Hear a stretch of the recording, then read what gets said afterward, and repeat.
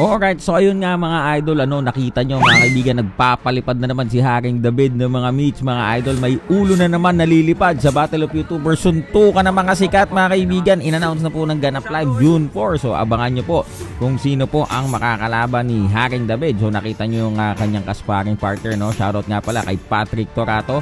So base sa kanyang size na bilang kasparing partner, alam, magkaka-idea na kayo siguro kung sino ang makakaharap ni Haring David sa Battle of YouTubers. Suntukan ng mga sikat. Take note ha, suntukan ng mga sikat.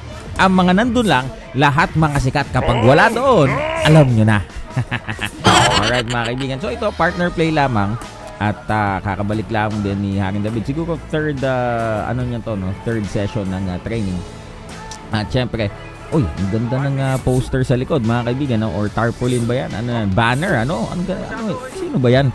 Ang ganda, no? At syempre, special shoutout mga kaibigan sa ating pong resident gym